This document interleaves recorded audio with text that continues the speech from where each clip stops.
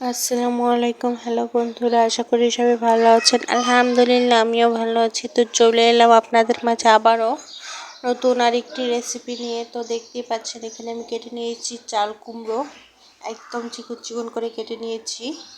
আর সাথে নিয়েছি পেঁয়াজ এবং রসুন, একসাথেই সব কিছু কেটে নিয়েছি এবং খুব ভালোভাবে ধুয়ে নিয়েছি। এখন এটা আমি কড়াইয়ের মাঝে দিয়ে দিলাম। তো আমি আজকে চাল কুমড়োর চচ্চড়ি বানাবো চিংড়ি মাছ দিয়ে।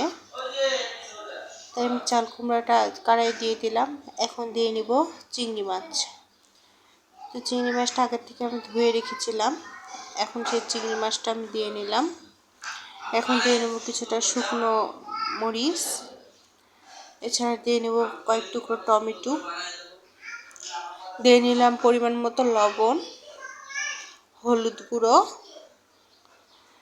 ঝালের গুঁড়ো, ধনে গুঁড়ো, জিরে গুঁড়ো।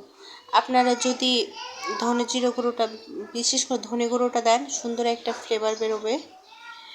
সেটা দিয়ে দিলাম তেল। তেল দিয়ে আমি ভালোভাবে সমস্ত উপকরণ মিশিয়ে নেব, হাত দিয়ে মাখিয়ে নেব। ধনে এবং জিরে গুঁড়ো যদি দেওয়া হয় তাহলে সুন্দর একটা ফ্লেভার বেরোয়। তো আপনারা অবশ্যই দেওয়ার চেষ্টা করবেন। তো আমি দিয়ে নিয়েছি, মেখে নিয়েছি। তারপর দিয়ে দিলাম পরিমাণ মতো পানি। তো বন্ধুরা হয়তো দেখতে পাচ্ছেন পরিমাণ মতো পানি দিয়ে নিলাম। এখন আমি সিদ্ধ হওয়ার জন্য কিছুক্ষণ ঢাকা দিয়ে রেখে দেব।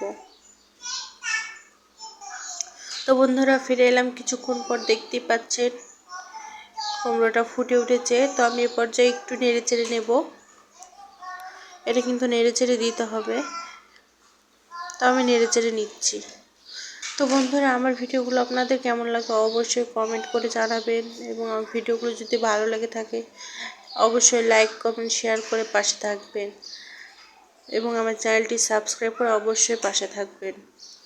তো বন্ধুরা দেখেন আমি অল্প করে ঢাকা দিচ্ছিলাম আর নেড়ে চেড়ে নিচ্ছিলাম। তার মাঝে দেখেন আমার রান্নাটার অবস্থা কীরকম হয়ে গিয়েছে। প্রায় হয়ে এসেছে আমার রান্নাটা। দেখতে পাচ্ছেন চাল কুমড়োটা সুন্দরভাবে সিদ্ধ হয়ে গেছে।